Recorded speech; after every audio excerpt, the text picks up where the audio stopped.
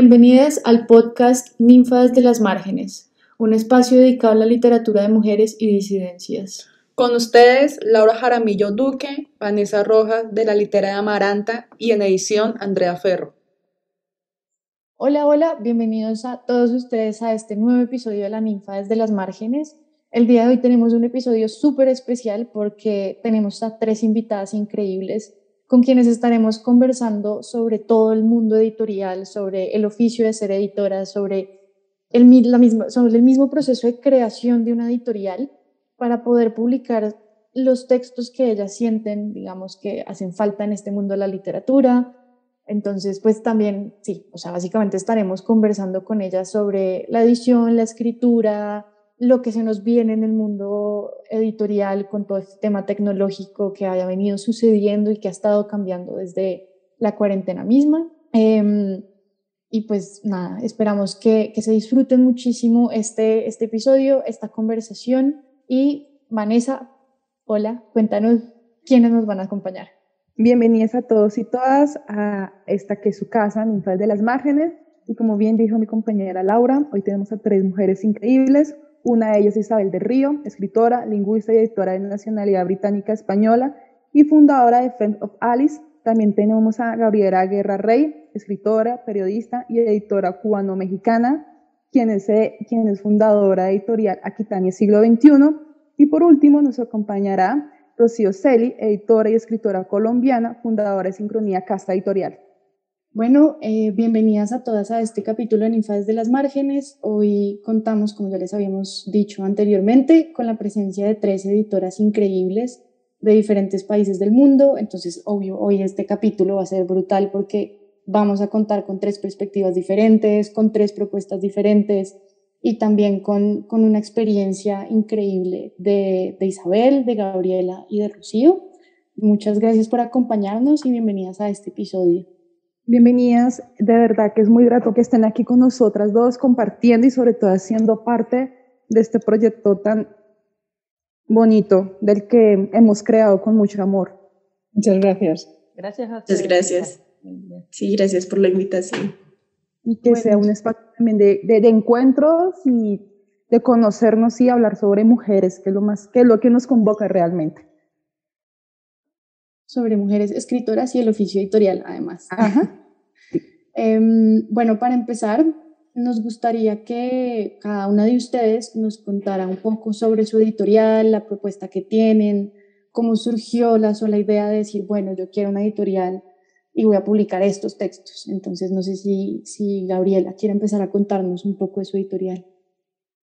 Sí, bueno, yo cuando trato de pensar en cómo surgió, me cuesta llegar al punto primigenio en el que pensé quiero hacer una editorial, porque realmente este ha sido un sueño de toda la vida, ¿no? Antes de ser escritora, antes de nada. Bueno, yo soy hija de un escritor y de una editora, entonces ya conozco el oficio desde que era niña y veía a mi madre y eso, ¿sabes? ¿No? Hay una parte ahí de imitación que tú quieres hacer lo que el otro hace, pero siempre me pareció un sueño imposible, ¿sabes? Porque, para empezar, porque es un sueño caro, porque era un sueño en el que si no tenías una gran inversión para empezar y echar a andar, sobre todo porque lo estaba viendo desde el punto de vista de una editorial tradicional, ¿no? Entonces, bueno, creo que la pandemia y la cuarentena nos hizo también reformular muchos chips mentales y estuve dándole vuelta casi que desde el principio a cómo hacer esto y bueno, un día creo que nació porque estaba hablando con Ania Galano, que es una amiga entrañable, pero además es mi socia en la editorial. Y de pronto ella me dijo, pues si quieres hacer la editorial, yo te apoyo, ¿no? Y ella estaba pensando en que me iba a dar un apoyo económico, pero en realidad ahora es la directora de arte de la editorial, ¿no? Y el apoyo ha sido en muchos sentidos y bueno, después se nos fueron uniendo Mariana Otero, que lleva prensa, al proyecto, y Gaby Fundora, que se ha encargado de todo el tema de redes sociales, y la verdad es que, bueno, saben que nacimos hace muy poquito, a principios de este año, oficialmente en abril, en realidad, aunque veníamos desde fin del año pasado planeando todo. Y pues nada, el mundo de hoy nos mostró que hay muchas formas diferentes de enfrentarse ahora a un proyecto editorial, ¿no? Y pues aquí estamos, en este barco, muy, muy contentas. ¿Y por qué? Creo que me habías dicho por qué, porque empecé un poco en el cómo. La verdad es que creo que por la misma razón que soy escritora, porque creo que la literatura el arte en general, es un medio de salvación para el ser humano, porque creo que nos hace mejores, porque creo que si puedo llegar a otras personas con cultura y particularmente con literatura, que es mi mayor pasión, puede que tenga la oportunidad de hacer un cambio en otros, ¿no? Y eso me parece como un objetivo de vida, una misión, algo grande. Qué lindo, la verdad, porque pues me pasa muy similar con la literatura al menos, como que leo y es como, uff, qué chévere, como que se siente una experiencia muy diferente, uno va teniendo un crecimiento. Isabel, cuéntanos tú sobre tu editorial. Mi editorial se llama Friends of Alice. Hace muchos años hace muchos años, mi padre fundó una editorial en Madrid que se llamaba Amigos de Alicia. Él era un empedernido fan de Lewis Carroll y de todo lo que había escrito Lewis Carroll, de su filosofía de vida, porque es una filosofía surreal y creativa y absolutamente increíble en sus libros de Alicia en el País de las Maravillas y Alicia a través del espejo. Mi padre había traducido los dos textos y cuando creó una editorial de literatura infantil, entonces decidió llamarla Amigos de Alicia. Tristemente mi padre falleció al poco tiempo, aunque había publicado algunos textos, y la editorial quedó en el limbo. Y yo, que he sido lingüista, he trabajado para distintos organismos como lingüista, periodista, siempre he sido escritora on the side, en paralelo, y decidí que me iba a dedicar exclusivamente a la escritura, y como escribo en dos idiomas además, porque he vivido en el Reino Unido tantísimos años, pues soy bilingüe y soy británico-española. Entonces es muy difícil en este país y en España y en Latinoamérica y en todas partes ir a una editorial y decir, mi propuesta es que escribo en dos idiomas, nadie quiere publicarte. Entonces decidí, bueno, para mí, para personas como yo, voy a crear esta editorial y qué mejor nombre que el que había dado mi padre a su editorial hacía tantos años. Es una especie de homenaje a mi padre. Entonces, bueno, creé esta editorial conservando el nombre, como digo, en inglés, y me interesaba mucho la escritura experimental, las nuevas voces, el multilingüismo y multiculturalismo, inclusividad, diversidad, pensamiento crítico, la neutralidad de género, este es un tema que vamos a lo mejor a tocar luego, el compromiso con el medio ambiente y el propósito de la editorial, y esto está en el website friendsofalice.com, es publicar literatura pionera, publicar literatura en traducción, que es tan importante la traducción como el texto original, los dos igualmente creativos, publicar autores desconocidos, diversos, inclasificables a veces, que aquellos autores a los que las editoriales no quieren publicar, y estamos al servicio de las más notables prosa y poesía y al servicio de nuestro mundo multicultural y multilingüe. Y hace muy poquitos meses tuve la feliz noticia de que dos de los libros de poesía que yo había publicado, uno de Michael Winsham, poeta inglés, y otro de David Russomano, que es un poeta norteamericano que vive en Londres, pues han sido elegidos para la National Poetry Library, la Biblioteca Nacional de Poesía de este país, que recoge los mejores libros de poesía publicados en el Reino Unido. Buenísimo, felicitaciones. Felicitaciones, Isabel. Gracias. Súper chévere. Bueno, y ahora Rocío, cuéntanos Por favor, sobre tu cuéntanos. editorial. Bueno, pues Sincronía Casa Editorial nació, bueno, se empezó a gestar a finales de 2018, pero para mí el cumpleaños fue el día en el que publicamos nuestro primer libro. Ese día para mí es como el día en el que nació oficialmente Sincronía. Y pues es un proyecto que se enfoca en publicar autoras latinoamericanas contemporáneas. Y justo ayer, bueno, sí, anoche, estaba en un evento con otras autoras y también gestoras culturales. Y me pareció chistoso porque me di cuenta de que mi apuesta principal es como por las marginalidades. así lo puse ayer. Porque, claro, lo que decía Gabriela, es cierto que sacar una editorial supone unos retos enormes y yo justo decidí apostarle por la poesía, que es un género que pues tiene sus amores y sus odios, apostarle a las autoras, que pues históricamente hemos sido marginalizadas, y apostarle a las autoras que además nunca han publicado nada en su vida, autoras inéditas que nadie conoce, entonces son como tres marginalidades que convergen en el proyecto, pero que ha sido muy bonita la respuesta que ha tenido. Y de igual manera mi propuesta ha sido como tratar de que los libros sean muy bellos, de tener ediciones muy cuidadas, siempre van acompañados con ilustraciones y también tengo ahí como una propuesta ambiental también y es que, por ejemplo, yo no uso el plástico que envuelve los libros y en su lugar doy como algo extra, pues yo siempre, mi deseo siempre es que la persona que compre uno de nuestros libros adquiera una experiencia. Entonces, se lleva su libro de poesía, pero también se puede llevar un separador, se puede llevar también una postal, se puede llevar también una libreta.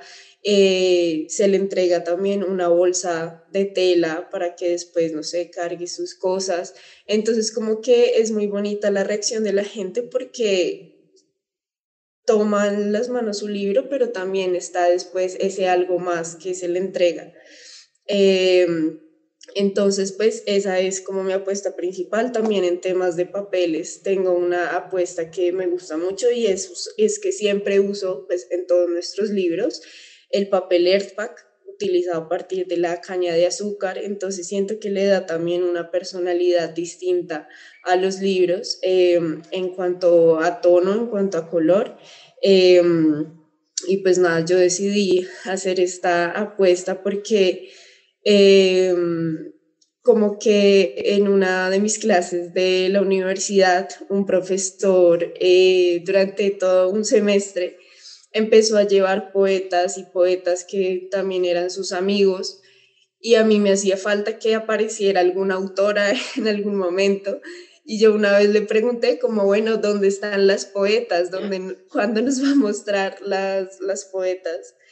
Eh, y pues bueno, para Isabel y Gabriela, no sé si conozcan a Piedad Bonet, que es una de las poetas más reconocidas de Colombia.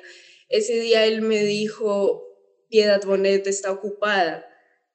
Y yo como que interiormente hice clic y dije como, pero es que Piedad Bonet no puede ser la única poeta que existe, no puede ser la única poeta disponible en Bogotá. Entonces también surgió como esa cuestión de, bueno, vamos a buscar las poetas y les vamos a publicar y les vamos a dar un espacio en el sector editorial que también para una autora que jamás ha publicado algo es una experiencia y una necesidad y también como una suerte de dificultades a las que a las que se enfrenta. Entonces, ¿por qué no darles la oportunidad a esas autoras emergentes de tener un lugar en ese espacio editorial que a veces es tan hostil? Y es una apuesta muy bonita. De hecho, hace poco adquirí uno de los libros que ella sacó de Ana, una poeta colombiana que le recomiendo muchísimo. Y la edición es bellísima, Rocío. El amor, la ilustración, el diseño, las páginas, es una belleza del libro que vale la pena tener físicamente. Y esto nos lleva mucho a una pregunta que Laura y yo nos hemos planteado a lo largo de nuestras conversaciones sobre mujeres y sobre lo que hemos leído, y es, ¿existe o ustedes consideran si existe alguna diferencia a la hora de editar a un hombre y a una mujer en su escritura? Y si existe, ¿cuáles crees que son? O si no, ¿por qué consideran que no hay ninguna diferencia a la hora de editar a un escritor o una escritora? Bueno, yo en este tema en particular había dicho Isabel hace un rato un término que ahora me lo olvidé, ¿no? Que tenía que ver con el no pensar todo desde los géneros. Nosotros particularmente en Aquitania pues trabajamos con una línea de autores noveles. El año que viene vamos a abrir con un autor que nunca ha sido publicado y es hombre. con una línea de autores consagrados, o sea, autores que ya tienen un recorrido literario y un prestigio dentro de la literatura, y bueno, de autores clásicos. Y la verdad es que aunque es una editorial que hemos hecho 4 mujeres, con una proyección desde el mundo de cómo nosotras entendemos la literatura y el valor que tiene la literatura para el mundo actual, para todos los mundos, pero bueno, creo que en el actual también hay una especificidad ahí en este tiempo que estamos viviendo. Jamás pensamos en que fuera diferente, o sea, elegir nada porque fuera un hombre o porque fuera una mujer. O sea, como nuestra apuesta recae sobre la calidad literaria del autor y tratar de regresarle al autor el espacio que merece dentro de la industria editorial, dentro del mundo literario. Creo que tanto Isabel como Rocío habían hablado un poco de estos autores que nadie quiere publicar, ¿no? O que las editoriales no se interesan simplemente por razones, o sea, Isabel decía, porque soy una autora bilingüe. Es tremendo, ¿no? Es un enriquecimiento tremendo que algún autor te pueda escribir en 2 idiomas y sin embargo, pues sabemos que hoy las editoriales grandes y las editoriales tradicionales, que además se han convertido en un gran negocio, están buscando otro tipo de cosas que además no siempre es literatura. Entonces, para nosotros, me encantará saber cómo lo ven Isabel y cómo lo ven Rocío, porque creo que además este podcast tiene de rico el intercambio para nosotras, ¿no? ¿Qué están haciendo otras? ¿Cómo lo están haciendo en sus lugares? Y bueno, cuáles son los retos que ellos mismos se enfrentan, porque es tremendo. Para nosotros, eso, aunque partimos desde el punto de vista de 4 mujeres que creemos que la literatura puede cambiar el mundo, no ponemos nunca ni pensamos en una restricción. Seguramente hay diferencias entre editar a un hombre y a una mujer, en el trato, en el proceso, en el cómo lo haces, o sea, en ese tipo de cosas. Sin embargo, nosotros tratamos de concentrarnos en el libro que estamos creando, en la obra que estamos creando, y en la gran obra que termina creando una editorial que suma todo una serie de títulos y que tienen una consecución lógica, que tienen un ideal, aunque nosotros de todas maneras, como recién decimos este año, pues todavía estamos un poco en el proceso de experimentación, ¿no? Abiertas a muchísimas cosas. No sé, a lo mejor en 3 años terminamos decidiendo que solo vamos a publicar a unos o a otros, pero no me parece, ¿no? Porque creo que también hay que pensar un poco esto de las divisiones de género y por qué tenemos todo el tiempo que ponernos a unos a un lado y los otros al otro, si en realidad a la hora de crear y de ser escritores, de escribir libros, no importa, lo que importa es lo que queda aquí, ¿no? Lo que le vamos después a llevar a nuestro público. Es eso. Bueno, estoy completamente de acuerdo. Por cierto, que voy a publicar un libro con una editorial de Madrid que ha apostado por mí. Es un libro bilingüe, es un libro de poesía y estamos dando los últimos toques a las galeradas y saldrá dentro de muy poquito. O sea que sí hay editoriales que deciden ajustarse y vivir con los tiempos que corren, que los tiempos que corren son multilingües, son multiculturales y la diversidad es lo más importante. Yo pienso que no hay ninguna diferencia. Para mí lo más importante es que el editor o el escritor sean profesionales. Y además estamos en una época en que el término género es algo fluido. Yo antes hablaba de la neutralidad de género, que es uno de los principios de la editorial Amigos de Alicia. Además, habría que ver, por la época en que nos ha tocado vivir, habría que ver qué se entiende por hombre y por mujer, puesto que las divisiones tradicionales ya no tienen tanto sentido, porque si algo nos define hoy en día es la diversidad. La verdad es que a mí no me gustan los estereotipos. Podríamos decir, las mujeres editoras se inclinan por temas más humanos, pero también los hombres. Hay hombres que también. Y hay, por ejemplo, hay editoriales que se inclinan hacia los 2 géneros. Digamos que ya no hay distinción entre las predilecciones y los gustos y las profesiones de un género y del otro. Lo más importante es escribir textos que sean universales, con los cuales se pueden identificar todas las personas. del género que sean, de las características que sean, de las tendencias que sean. La universalidad es, para mí, eso es lo más importante.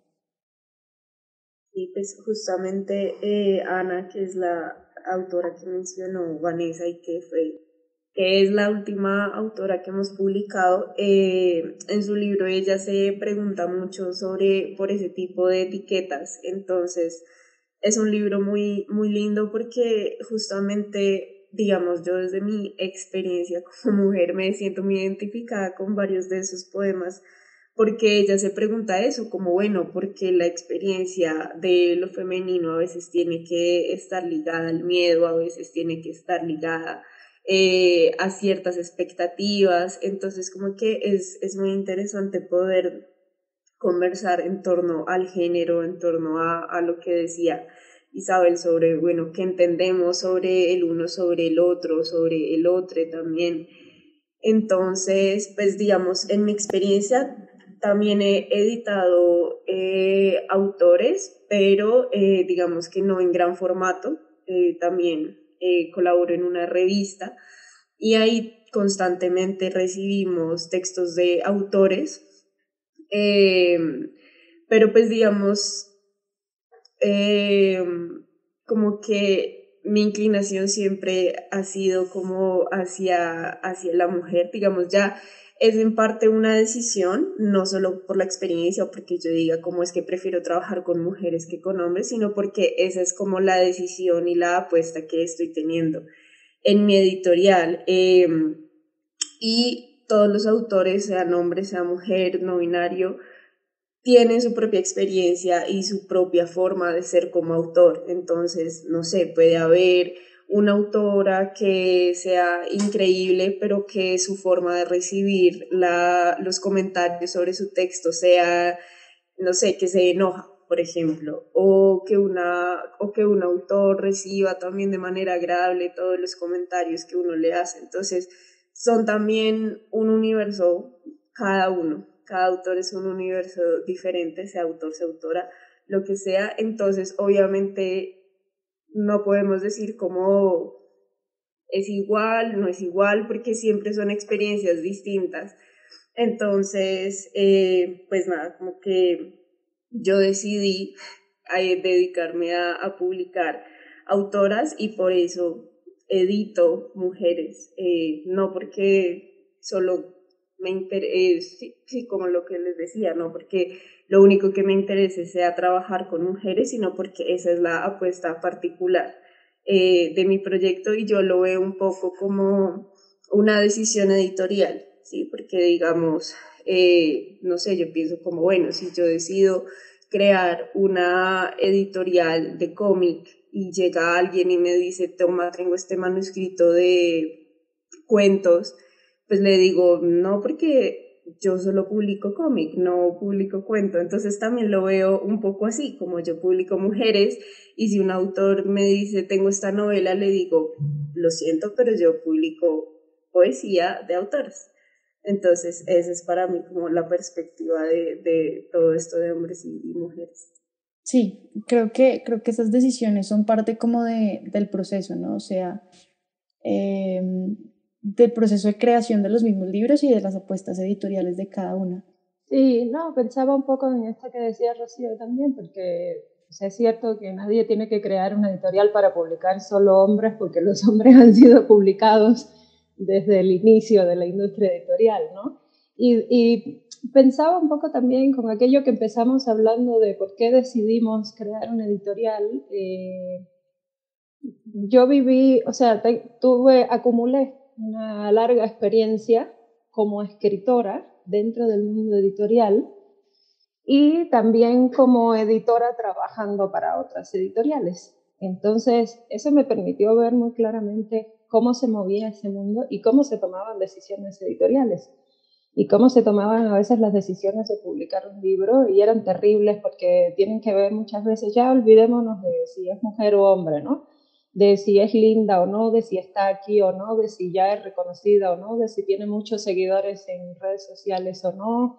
O sea, hay un montón de parámetros que me pasaron a mí momento, o sea, hace unos años acá en México, con mi primera novela gané el premio más importante que podía ganar en México de primera novela y no encontré una editorial que lo publicara. Y entre otras cosas me decían que yo no hacía vida de escritora y que no tenía 40.000 seguidores en Facebook, ¿no? Sigo sin hacer ninguna de las dos cosas, pero esos fueron dos argumentos que me dieron así varias veces cuando llegué a editoriales. Y también estaba este tema de que es un momento en que se publican otras cosas, que acá en México el tema de la violencia, del narcotráfico, y entonces, bueno, historias de fabulación como era esta novela, no es el caso. Y creo que eso también ayuda a decidir mucho qué uno quiere publicar, y por eso digo esto de poner el foco sobre el autor, ¿no? Que significa, yo veo su obra sin saber ni siquiera quién es el autor. Es obvio que lo sabes, porque cuando eres editor, quien te llegue, tú buscas quién es, y también para tener un referente, y bueno, pues por nuestro esquema de trabajo también tenemos un consejo lector, y entonces ellos se acercan. Pero lo fundamental es que a mí no me importaba, o a nosotros no nos importaba, si era mujer o hombre, negro, blanco, grande, chiquito, gordo, flaco, ¿no? O si tenía 50.000 seguidores o ninguno. Si era un autor muy reconocido o ninguno. O sea, si tenía todo aquello, porque uno sabe por qué la industria editorial busca eso, porque ya tiene una facilidad y un camino hecho para vender, ¿no? En realidad creo que el foco tiene que estar en conceptualizar una idea de aquello, lo que tú crees y quieres, y después tratar de venderlo, porque si no vendes, pues tampoco funciona, ¿no? Y llega en algún momento que te tienes que cerrar. Bueno, creo que traté algunos temas y me salía otros, perdón. Rocío y Isabel, ¿te parece que Rocío levantó la mano y luego Isabel? Sí, perdón, yo he levantado la mano real, no la virtual, pero era un comentario solamente Dale. Para aseverar lo que ha dicho Rocío. Solo publica mujeres. Aquí hay una editorial muy célebre, muy sólida, muy competente, muy profesional, que es Virago. Puedes mirarla en internet, puedes buscarla. Virago solo publica mujeres. Textos tradicionales, textos clásicos y mujeres contemporáneas. O sea que funciona, eso funciona. Solamente quería decir eso, perdón.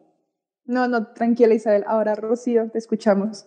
Y es más como contar una anécdota también hablando como sobre el tema de los estereotipos, de apostar, por ejemplo, como hablaba Isabel, autores no publicados, autores no bilingües o a esos tipos de autores que en la gran industria como que no les interesa publicar.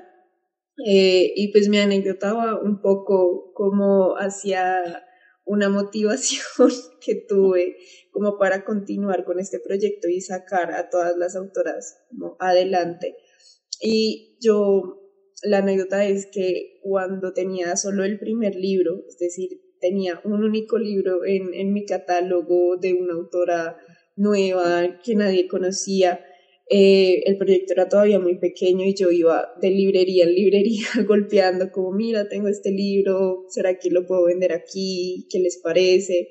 Y recuerdo que fui a una librería que es como muy tradicional en Bogotá, y yo le presenté el libro al dueño, le dije como, mira, esta autora creo que recién había ganado un premio internacional de poesía el libro, y yo le contaba como, mira, esta autora ganó un premio, es nuestro primer libro, y él me llevó como a la sección de poesía de la librería y empezó a sacar libros de el Círculo de Poetas Bogotanos, como los poetas más reconocidos o los que más circulan en Bogotá, y me dijo como, mira,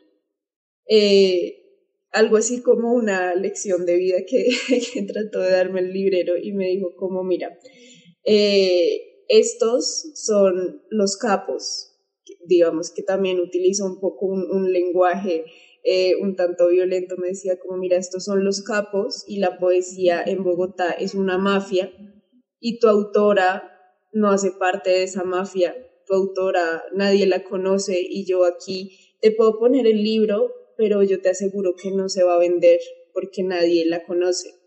Entonces, como que yo me fui y decía como, pero esto no puede ser, porque como así que esto es una mafia, como así que esto es un cartel, también como reforzando esta idea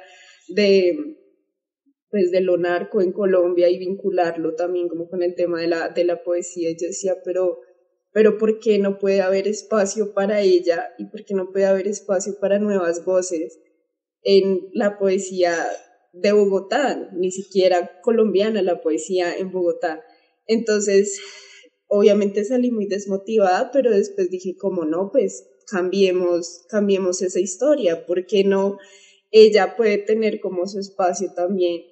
Y pues digamos, actualmente obviamente mis libros no están en esa librería, pero sí están en un montón de librerías que vieron el libro, que vieron el contenido y dijeron, quiero tener este libro en mi librería porque sé que se va a vender.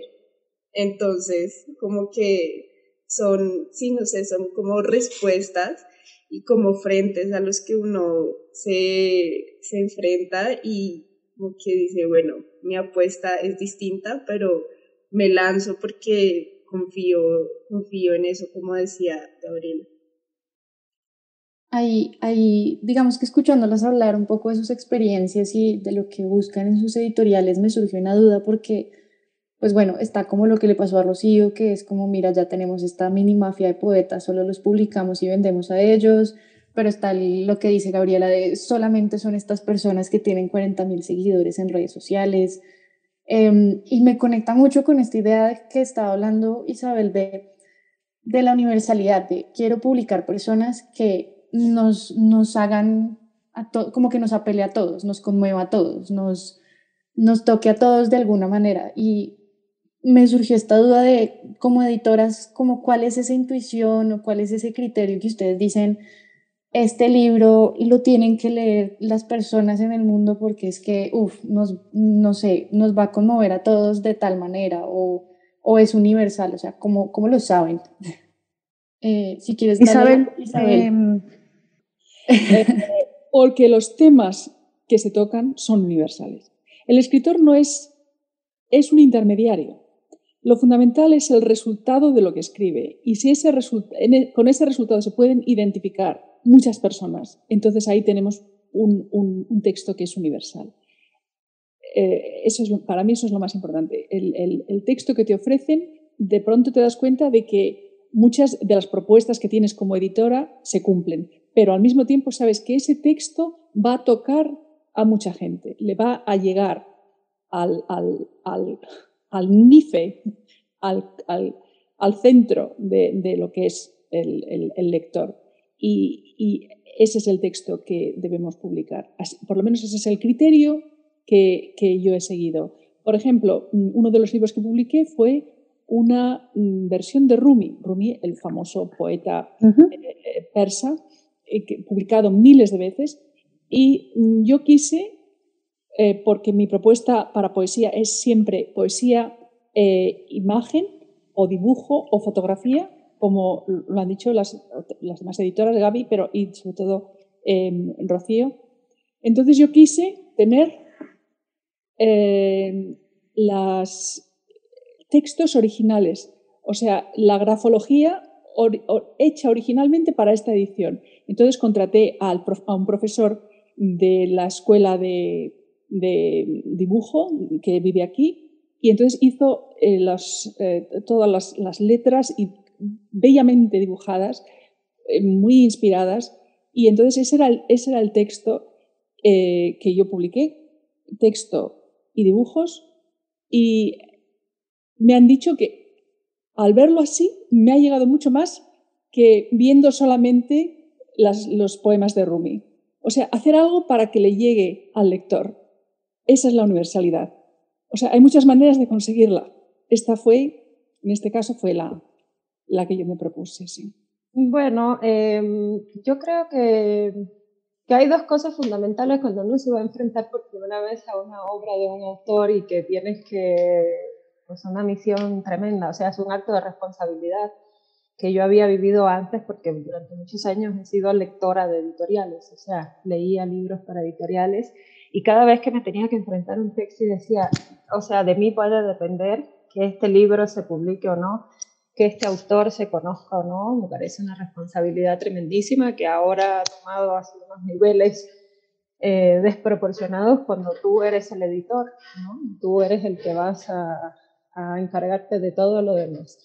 Nosotros, y en ese sentido siempre pienso en el contenido y en la forma, ¿no? Que es lo que yo misma pienso para mí como escritora.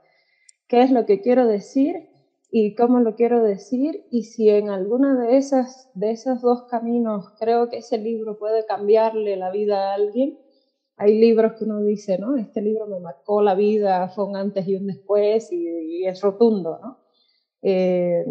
Entonces, tratamos de buscar eso. Tratamos de buscar los libros que pueden, que al final creo que no está nada lejano a lo que Isabel estaba diciendo, ¿no? Que es la universalidad de un libro y cómo ese libro puede tocar la vida de otros. Y bueno, nosotros en nuestro caso particular también, como yo tenía demasiado vínculo con todo el mundo de escritores, que son los que han ido llegando a la editorial en los últimos años, México, España, Argentina, que son los países donde había estado y donde he sido publicada, pues nada, decidimos armar un consejo de lectores. Entonces tenemos un gran consejo de lectores que tiene alrededor de 50 miembros y estos son desde poetas hasta políticos, hasta lectores profesionales y lectores inocentes, traductores, dramaturgos, periodistas, en fin, gente de muy diversos mundos que pudieran converger en el de la literatura. Y nada, cuando nos llega una obra la pasamos por 3 niveles de este mundo, algo que entre nosotras mismas seleccionamos para, nada, el libro que haya pasado esos 3 niveles y que ellos digan, este libro lo tienes que publicar. Entonces, sin duda, ese es un libro que vamos a publicar. Aunque finalmente lo leemos nosotros, dejamos que esa decisión también esté un poco democratizada dentro de este consejo, ¿no? Es un poco como hemos estado trabajando y la verdad es que hasta ahora nos ha funcionado bien. Y es lindo porque, pues, o sea, a prácticamente todos los que le hemos pedido que sean parte de nuestro consejo lector y que nos apoyen en este empeño, sobre todo porque no teníamos capacidad tan chiquitas todavía de recibir muchísimas obras, de enfrentarnos a la elección. Eso también implica un riesgo, porque implica que a veces solo por no poder leer obras, y pasa hoy en muchas editoriales y en muchas editoriales independientes, pues la gente no da tiempo ni siquiera a leer las obras que llegan y las dejas ahí, que esto también nos hemos quejado de las editoriales tradicionales, ¿no? Que tú llevas tu obra y van ahí a un bulto innombrable que posiblemente jamás nadie vea y el autor está en su casa esperando porque le va la vida en ello, ¿no?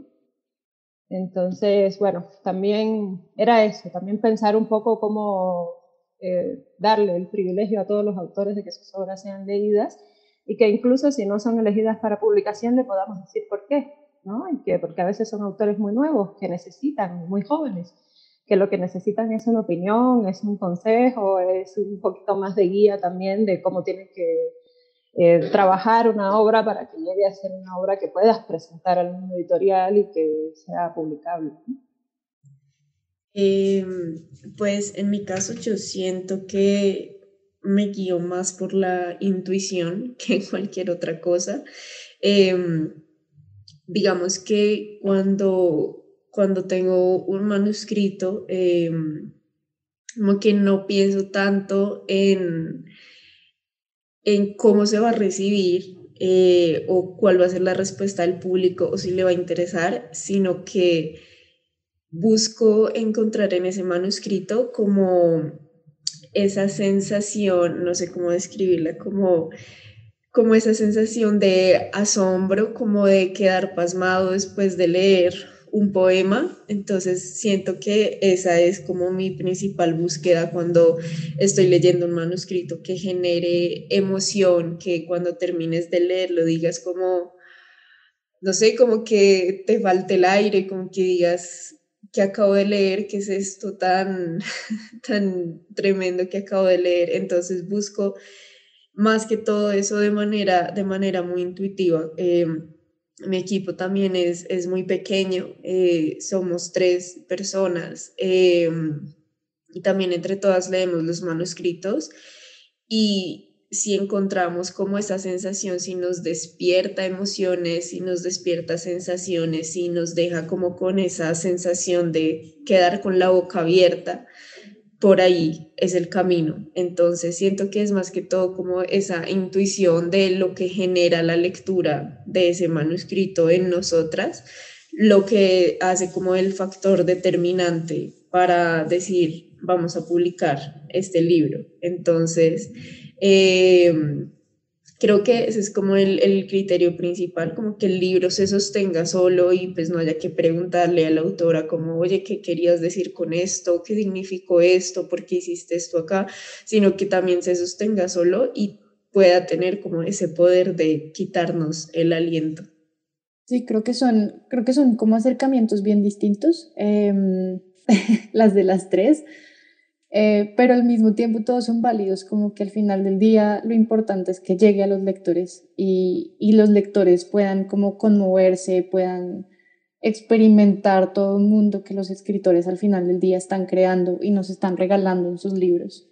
Y eso me lleva un poco como a la siguiente pregunta, que es sobre el tema de esta dualidad que ustedes tienen, que es, son editoras, pero son escritoras, como que son las dos. Entonces, ¿cómo se vive ese proceso de la escritura y el de la edición? ¿Cuáles son las diferencias? No sé, a veces llega la voz de la editora mientras escriben y es como, no, acuérdate que la coma no va ahí, no sé, o sea, ¿cómo es ese proceso? No sé, pues Gaby, si quieres, cuéntanos tú. Mira, para mí yo creo que son dos mundos que tienen una muralla china en el medio, ¿no? Y yo estoy de un lado como escritora y luego estoy del otro como editora. Es evidente que tiene que haber túneles de conexión entre una cosa y otra porque uno es todo, ¿no? Uno no puede dejar de ser una cosa para ser otra y viceversa. Pero yo creo que para mí es una gran misión no dejar nunca que la editora entre en mi proceso creativo a la hora de escribir y que, sin embargo, cuando estoy del otro lado como editora, no pueda pensar solo en la conmoción del texto, sino también en todo lo que un libro, o sea, nosotros pensamos, es como nuestra visión en estos formatos tradicionales que las empresas decían misión, misión, nunca trazamos eso, pero hay una visión en el subconsciente de que es crear un catálogo que entre dentro de la literatura contemporánea y que en el futuro se pueda ver así. Entonces tratamos de abrir el espectro de los ojos para los autores que vamos a publicar, para cómo vamos a hacer la edición, para cuál va a ser la portada que le vamos a poner, tratar de hacer que el libro sea valioso por donde quiera que lo mires, ¿no? Y darle vueltas por donde quiera que lo mires, que sea un objeto de arte también, que sea lindo de leer, porque hoy día ya no leemos esos libros que tienen las letras súper apretadas y que empieza arriba y sin márgenes y ya no, porque hoy tenemos tantas perspectivas de lectura diferentes que ya aquella que te resulta pesada, incluso a mí, que tengo que leer tanto diariamente, llega un momento que no, no, si el libro no es lindo y me examino los ojos, entonces piensas hasta en esas cosas, ¿no? En esos detalles. ¿Qué papel le vas a poner? ¿Cómo haces para que se enamoren de tus portadas y para que por tus portadas o por la manera en que vas a hablar del libro con los demás quieran leerte? ¿Cómo hurgar dentro de este mundo tremendo que es la comunicación, que hoy todo el mundo tiene abierta y que es una explosión de información en la que es muy difícil determinar qué es lo valioso y qué es lo no valioso? ¿Cómo de todas maneras tú vas a llevar tu libro ahí? Entonces, nada, creo que es mucho más complejo desde el punto de vista de editora todo lo que tienes que pensar para un libro y que te toca pensarlo a ti, no al autor. ¿Sí? O sea, si el autor sabe y quiere proponer cosas, que también nosotros abrimos el proceso a eso, ¿no? Y el autor dice, me parece que podría ser aquí o me parece que podríamos presentar allá. No sé, nosotros somos una editorial de plataformas tecnológicas actuales, pero bueno, creo que de eso vamos a hablar después, entonces no me voy a adelantar. Nada, y sin embargo, cuando soy yo escritora, en realidad lo que trato es de que todo ese mundo se quede fuera, de desconcentrarme de él y concentrarme en lo que quiero decir y en lo que quiero crear. Es un proceso totalmente solitario, individual, un poco de aislamiento, ¿no? Todo lo contrario del editorial también, que no implica solo leer el libro, son un montón de cosas desde que llega un manuscrito hasta que tú decides o sale a la venta. Y bueno, esa es mi experiencia. No sé cómo será para Isabel y para Rocío. Bueno, para mí es muy duro hacer las dos cosas. Bastante duro es escribir y bastante duro es editar.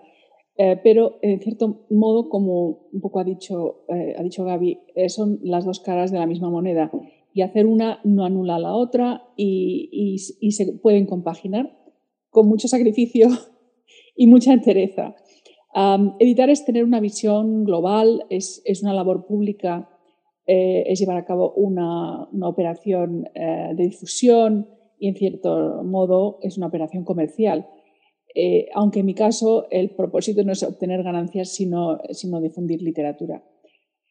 Al mismo tiempo, escribir es algo tremendamente personal.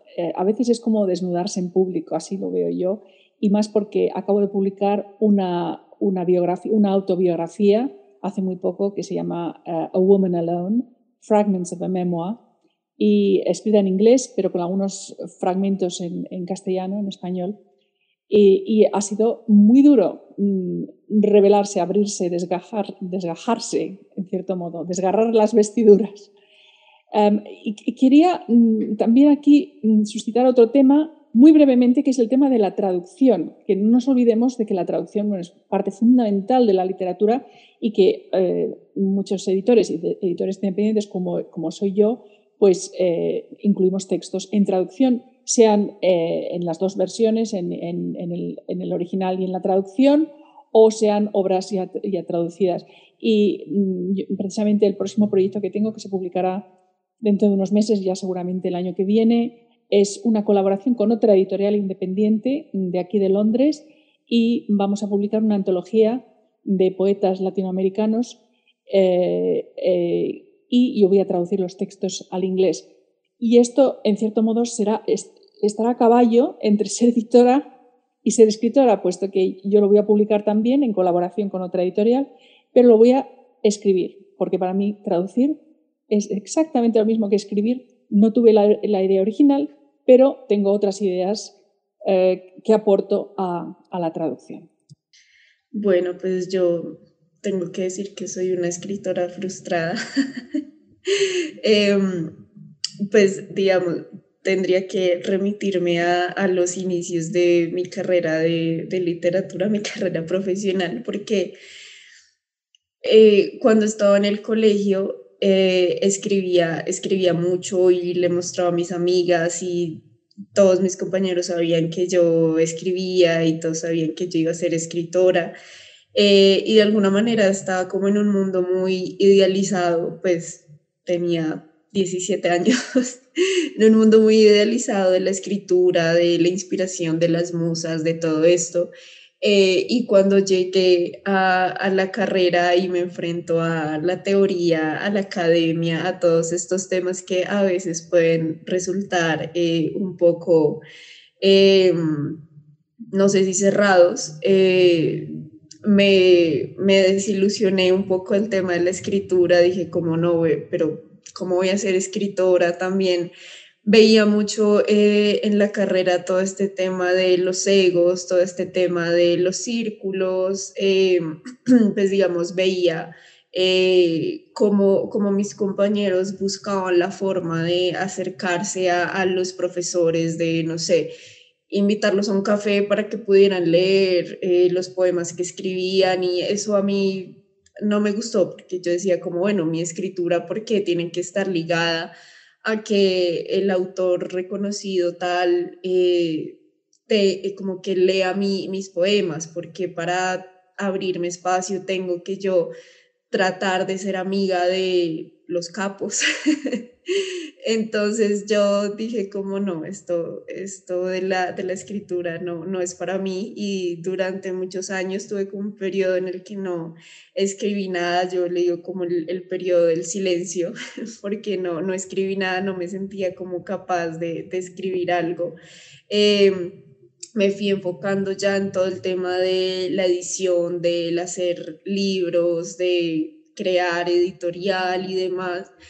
Y realmente hasta hace muy poco tiempo volví a escribir porque también me motivaron mucho mis autoras, porque muchas de ellas, o bueno, sí, con tres de ellas como que también eh, estuvimos en el mismo lugar de la academia, en el mismo lugar de la carrera. Y ellas también me decían cómo es que a mí me daba miedo cómo decir que escribo, porque pues no escribo como los capos de la poesía, porque no soy amiga de tal, porque no me hablo con tal. Entonces como que ver que ellas estaban también un poco en el mismo lugar que yo me hizo decir como, bueno, por qué no acabar con esta etapa de silencio y retomar y escribir simplemente sin tener que tener encima como estas influencias, estos egos y demás? Eh, entonces, desde hace muy poco tiempo que volví a escribir y lo que decía Isabel es muy cierto, es algo muy personal y yo muy pocas veces muestro o comparto lo que escribo porque, pues bueno, también está como esa inseguridad que uno muchas veces siente que es como, ay no, pero esto de pronto como que no es tan chévere o de pronto no está tan bueno.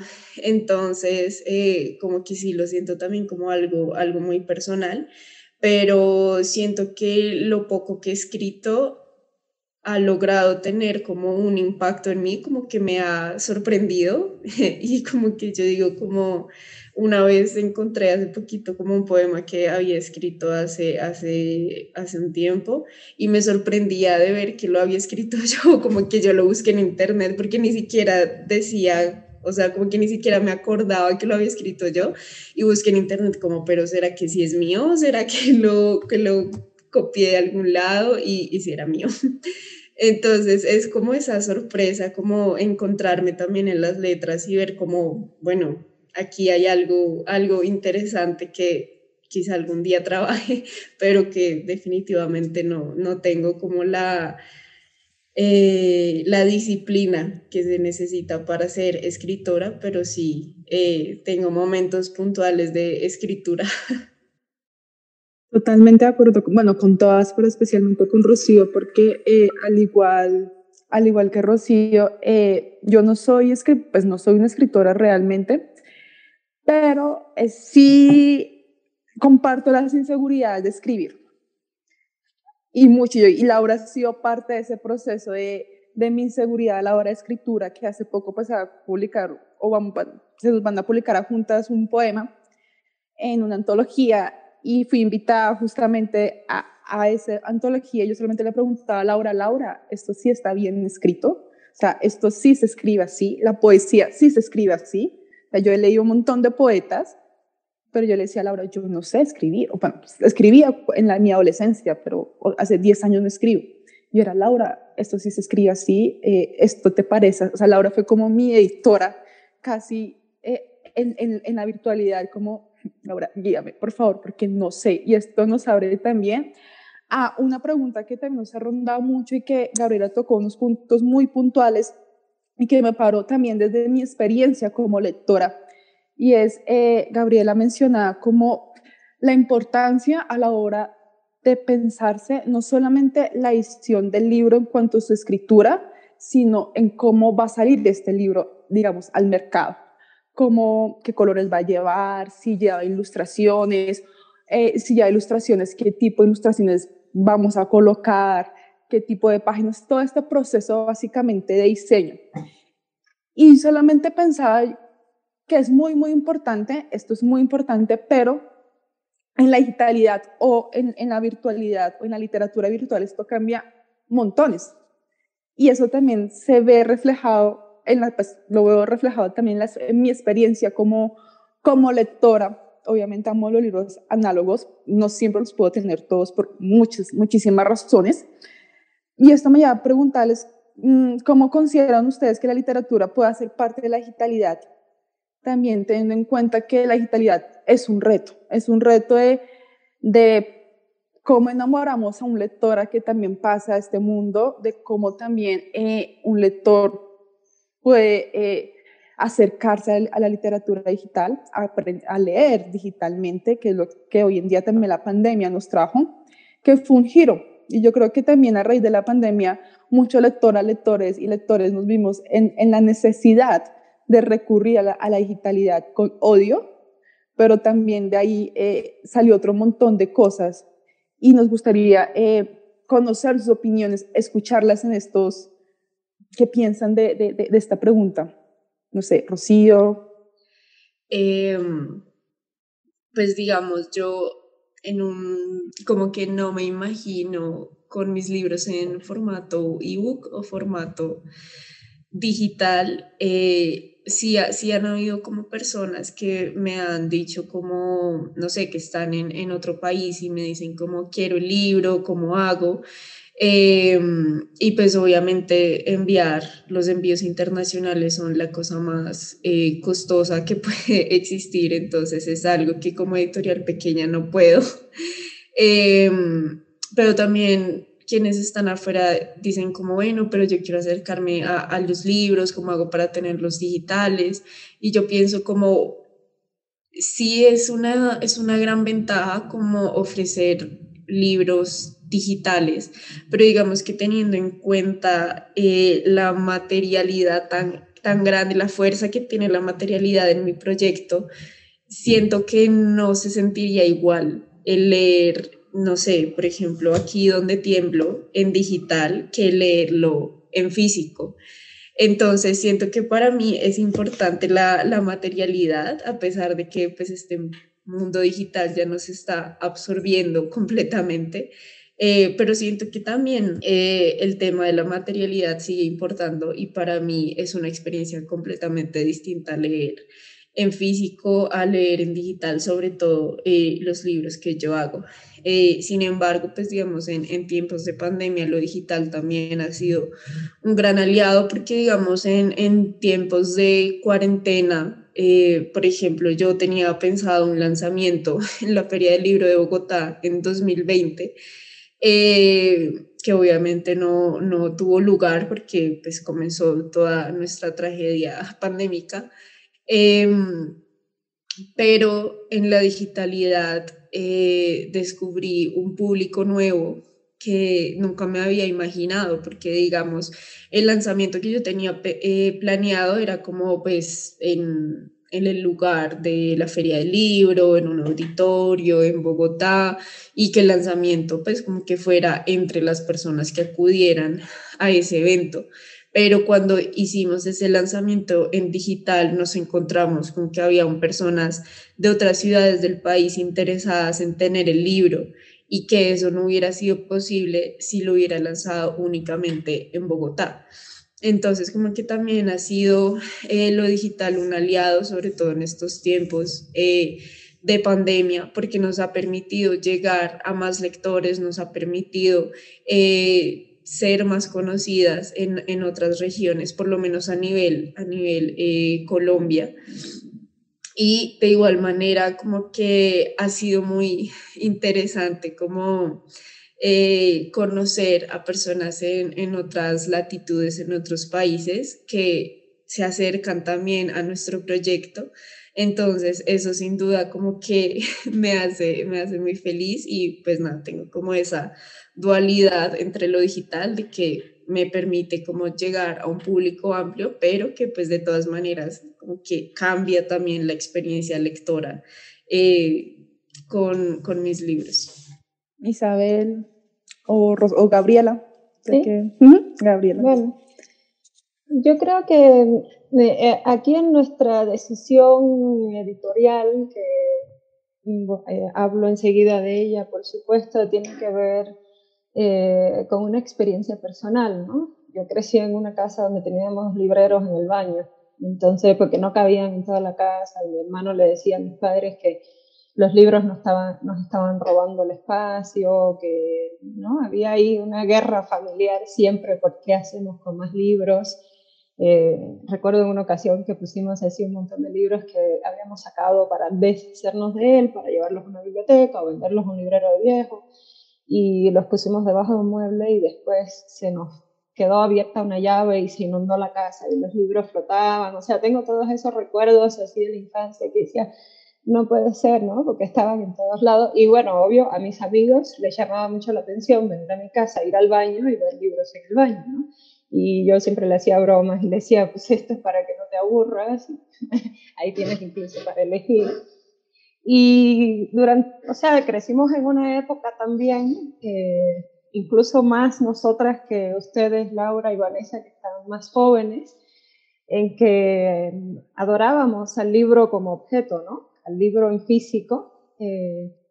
Y yo me pasé incluso muchos años diciendo que no iba a leer digital, que no podía, que si no me encontraba con un libro. Y les tengo que decir que eso en los últimos años ha cambiado radicalmente. Estoy trabajando en el posgrado de literatura aquí en la UNAM y eso implica a veces tener que leer 4 o 5 libros a la semana, que vaya, ya hasta por economía, ¿no? No puedes comprarlos todo el tiempo en físico, entonces te los bajas en las versiones, te los compras en las versiones de ebook y pues hoy creo que leo más en digital que en físico y no porque lea poco en físico, ¿no? Entonces también eso nos hizo pensar y creo que aquí también hubo una condición económica, ¿no? Empezamos a investigar. Nosotros somos, en este momento todavía, que tenemos apenas 6 meses de creados, somos una editorial por Amazon y publicamos en formato ebook y en impresión bajo demanda. Entonces nos dedicamos a investigar cuáles son las grandes ventajas. Amazon fue la primera compañía del mundo que logró poner libros en digital y llevarlos a todo el mundo al punto de que se consumían y se compraban más en digital que en físico, ¿no? Entonces leímos mucho sobre cómo fue el experimento en el momento en que el Kindle salió, que también ayudó a que escritores que jamás hubieran podido ser publicados por editoriales tradicionales porque los hubieran rechazado o porque ya habían sido rechazados, le apostaron a una plataforma de este tipo, que en realidad la gran ventaja que tiene es que cualquier lector en cualquier lugar del mundo, al golpe de un clic, tiene tu libro. Y además en un formato más económico, ¿no?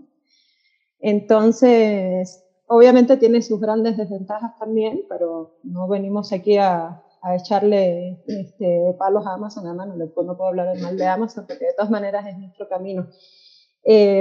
O sea, cuando pensábamos en toda la inversión que tienes que hacer para aquí en México particularmente, porque creo que ha sido una buena experiencia también que Isabel nos puede hablar de lo que está pasando en un mercado europeo en el que ella se está enfrentando a él. O sea, las experiencias de Rocío son otras y tienen que ver totalmente con el lugar donde está ubicada, ¿no?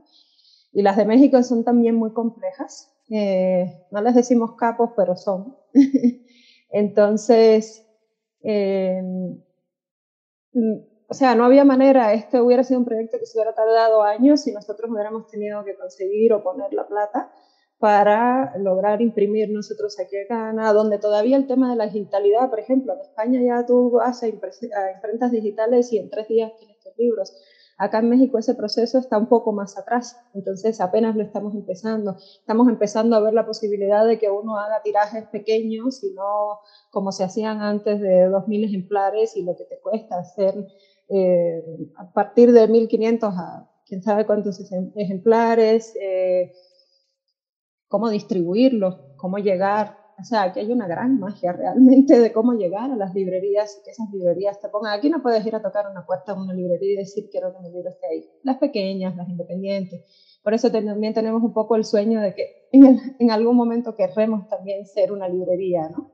Y tener nuestro propio catálogo, pero también distribuir a otros que luego les cuesta tanto trabajo, pero los lectores y los grandes compradores acaban a las librerías grandes, a las que son ya cadenas en todo el país, y llegar a poner tu libro ahí es una obra sacrílega, ¿no? Es muy complicada. Entonces, no sé, la impresión de Amazon, no tienes que, pues tu inversión es sobre todo de trabajo, ¿no? Y obviamente hay una inversión de plata, pero no es igual, es algo que podíamos afrontar. Y también le estamos apostando un poco a que luego lo que podamos imprimir nosotros lo llevemos directamente a una presentación en vivo y sea una experiencia directa de nosotros con el lector. Algo que en la pandemia ha costado más trabajo, pero que creo que poco a poco vamos a ir recuperando. Y aquí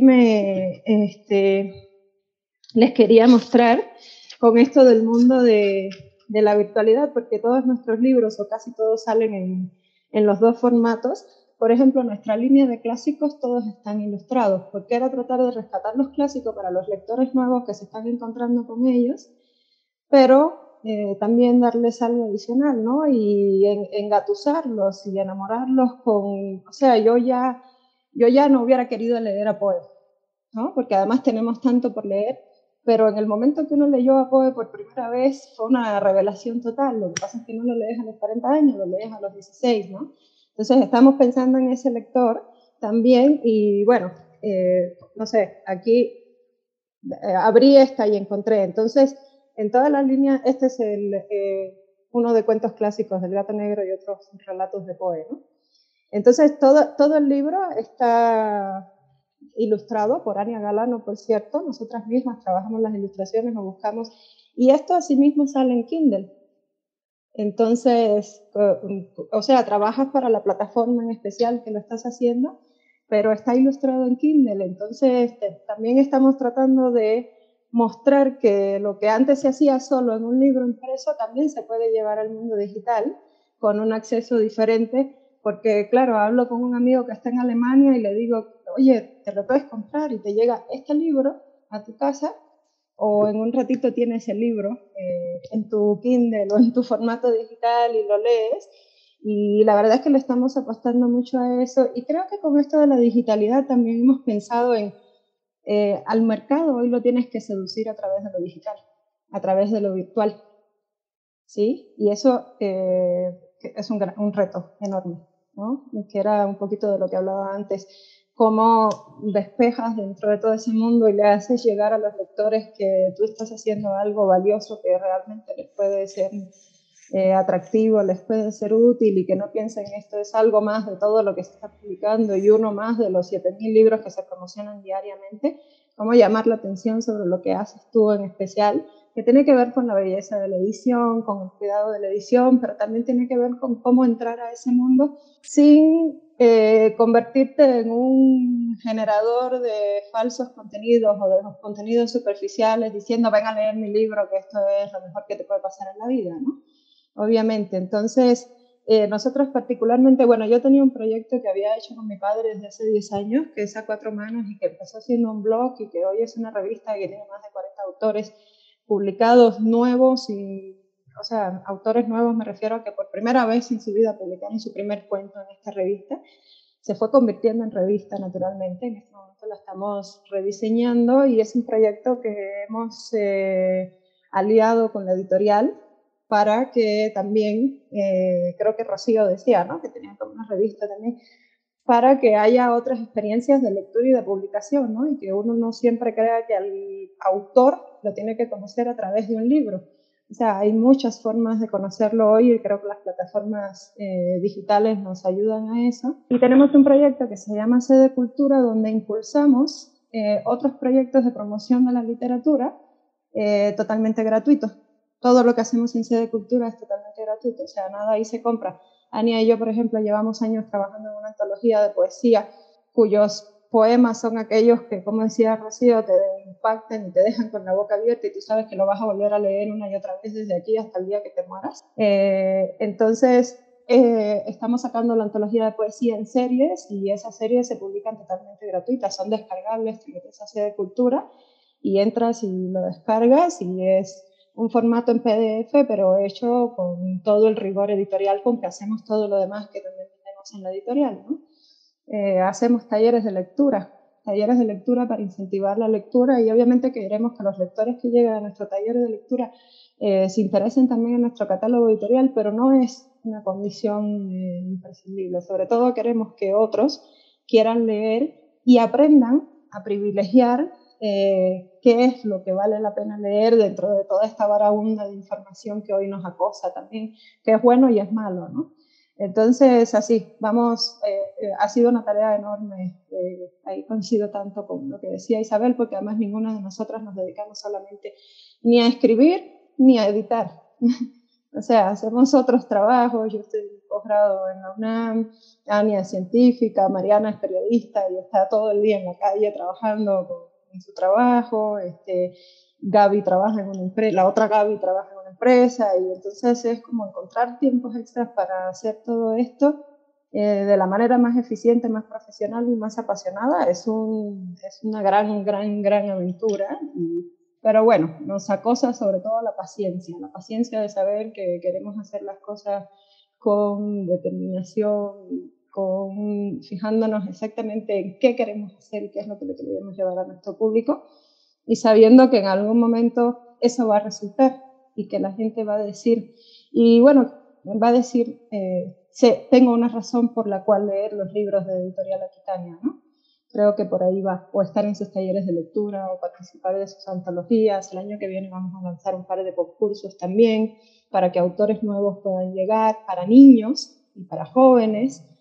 Y bueno, la verdad es que les puedo decir que comercialmente lo que más vendemos son ebooks. Lo que más compra la gente, y nuestras ganancias mejores entran por lo digital. Isabel.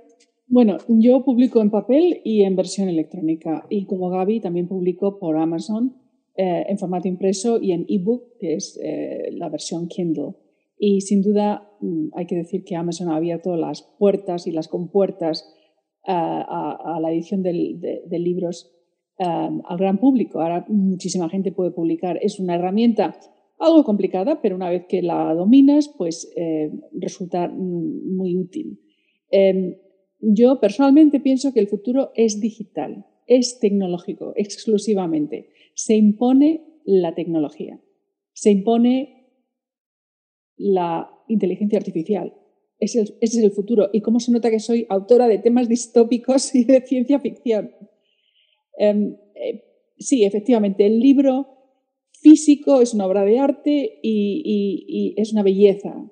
Y como los publica Rocío, que los publicáis con un cuidado, con un esmero, con una atención, que creáis verdaderas obras de arte, objetos artísticos, objet d'art, como dicen.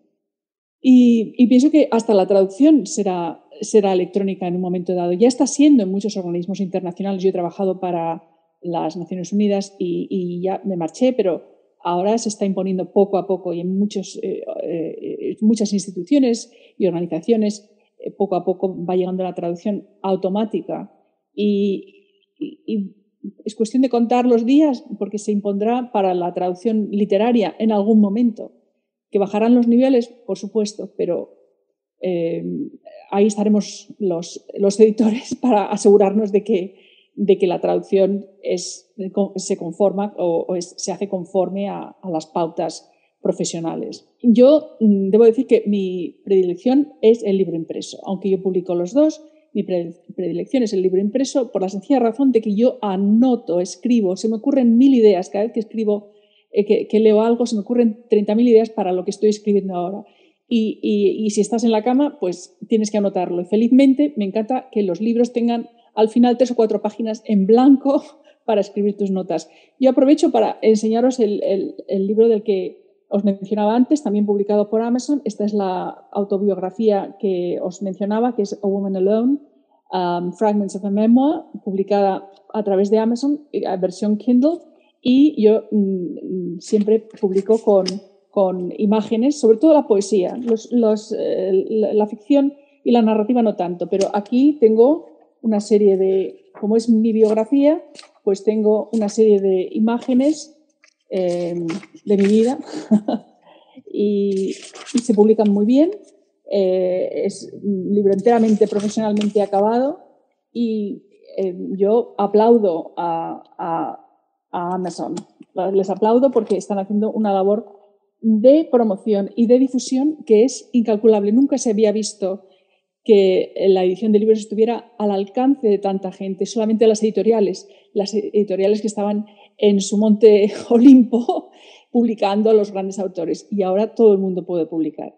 Entonces, para mí, la democratización y la universalización o universalidad de la literatura es fundamental, que llegue a todos y a precios realmente asequibles. Como pues, escuchándolas a todas las tres, si bien es cierto que comparto desde mi postura como lectora, comparto muchísimo el amor por un libro análogo, que si bien como también nombra Isabel, un libro análogo es una obra de arte.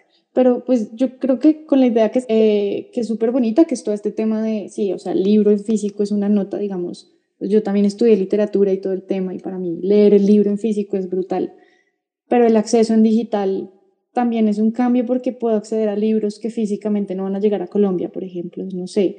En uno de nuestros primeros capítulos del podcast entrevistamos a una escritora, bueno, escritora y activista española, que se llama Miriam Hatibi, y a pesar de que ella fue publicada, no iba a llegar a Colombia. Entonces, pues Vanessa les estaba contando de Miriam Hatibi, del libro de Mírame a los ojos, que físicamente a Colombia no va a llegar. Porque No, y nunca va a llegar, por múltiples razones. Sí, es un tema que en Colombia, pues como todo el tema como musulmán en Colombia no es muy visible, digamos. No solamente en Colombia, sino a nivel latinoamericano, digamos que el tema de una religión y relacionado a un proceso de construcción de la misma religión, y aparte de la falta de referentes, son algunos de los factores que impiden que nos acerquemos a cierto tipo de realidades que no son tan cercanas a nosotros por los procesos históricos que como América Latina hemos vivido. Exacto. Entonces, no solamente está Miriam Hatibi, también tenemos, aunque el libro está en físico, el de Federico Vivanco, tampoco hubiera llegado a Colombia si no se hubiera comprado, que obviamente sale carísimo comprarlo porque fue una adquisición, no lo hemos podido comprar y tenerlo y conocerlo y tenerlo acá. Sí, pero ahí viene el ebook a permitirnos leer estos textos que físicamente no van a llegar hasta Colombia, pero que sí podemos acceder a ellos gracias a la virtualidad. Y por eso es justamente lo que estaba tratando de decir, que tú lo dijiste más resumidamente, es justamente que creo que la literatura y que el libro va a pasar una digitalización y va a transformar la dinámica no solamente de la vivencia de un libro y la vivencia en cómo nos acercamos a un escritor, a una escritora hoy en día, sino que también creo que va a proponer nuevos retos y es pensarse también en una edición digital. ¿Cómo pasamos de esto análogo a que si bien es cierto que la materialidad que si bien es cierto que la materialidad es importante, también es cierto que la digitalidad nos permite otro tipo de vivencias que la materialidad no. Entonces creo que eso también nos lleva a pensar a largo tiempo cómo vamos a hacer, me encanta, cómo vamos a hacer como si fuera editora, como si fuera yo editora, de también pensarnos una edición digital que impacte, una edición digital que sea llamativa, una edición digital que también sea democrática y universalidad. Y yo creo que eso es lo más importante hoy en día de la digitalidad, y es que nos acerca, y que nos acerca justamente a conocer literatura que no se hubiera podido tener acceso analógicamente por el hecho de que no llegan los autores, de que sale caro imprimirlo, de que sale caro llevarlo, de pedirlo a otro país, todo este tipo de cuestiones. Por eso sí les agradezco muchísimo como lectora y como lectora viajera que tengan libros digitales, porque no son solamente económicos, sino que sobre todo permite una democratización de un montón de autores y autoras que no es fácil llegar a lo analógico, que se quisiera tener, pero quizás incluso también nos lleva a pensar que un libro análogo con el tiempo será una obra de arte, que ya lo es, pero en un futuro podrá ser literalmente una obra de arte entendida en los términos artísticos, ya que la virtualidad pues nos va a terminar en esta distopía, la digitalidad terminará ganando.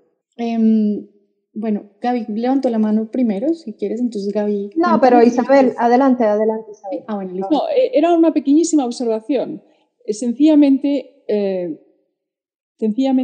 que la virtualidad tiene aspectos que están fuera incluso de nuestra imaginación. Lo que se puede conseguir con la virtualidad. Puedes incluir una serie de enlaces a obras, a otras obras, a referencias, a obras de arte. Puede haber hiperenlaces en el mismo texto. Hablas de Picasso, enlace, te lleva a tal fase. Te puede llevar a blogs, te puede llevar a otras editoriales, te puede llevar a 1000 sitios y puede haber la interactividad que te permite la virtualidad es insuperable. Puedes entrar en un museo. Hoy en día hay sitios donde entras en un museo y puedes recorrer el museo y ver todos los cuadros que tienen. Entras en una catedral, entras en un palacio y todo eso hay que estudiarlo. No, de momento estamos todavía en pañales, pero eso hay que estudiarlo porque el futuro va a ser un libro de una interactividad tal que va a ser una experiencia para la que yo pienso que no estamos preparados. Ese va a ser el futuro. Totalmente de acuerdo contigo, Isabel. No lo pudiste decir mejor. Sí, yo también, bueno, todo esto que dice Isabel, todo el mundo que se nos está abriendo y que, como dice, estamos en pañales, ¿no? Es un tiempo nuevo. Yo creo que es una gran oportunidad para los que estamos apostando a un proyecto editorial, porque estamos a la puerta de algo nuevo que está ocurriendo y que va a cambiar la experiencia de lectura totalmente. Y pensaba en el tema de las traducciones también, de la edición en otros idiomas. O sea, tú vas aquí a Gandhi, que es la librería más grande, y ahí son salones y salones, pero hay una mesita así de libros en otro idioma, ¿no? O un estante en todo caso de libros en francés o libros en inglés. Entonces, quien aquí tiene el gusto por leer en otro idioma, tiene que leerse lo que hay ahí, no hay más. O tiene que viajar y ir a otro país. Así era antes, ¿no? Nosotros el año que viene vamos a publicar nuestra primera obra de un autor argentino en inglés, en español y en inglés. Y como dicen, no bilingüe sí, sino 2 obras diferentes, de manera que el lector que está en Estados Unidos, el que está en Inglaterra y el que está en cualquier lugar del mundo que lea en inglés, incluso el que está aquí en México, pueda leer la obra en inglés. Y esto lo podemos hacer gracias también, porque imagínense lo que sería ya con lo costoso que era imprimir un solo libro, imagínense además imprimir 2 para varios idiomas, ¿no? Era una locura, o sea, era como descabellado. Y luego, ¿quién te compra acá un libro en el mundo español? ¿Quién te habla español? ¿A quién te compra un libro en otro idioma?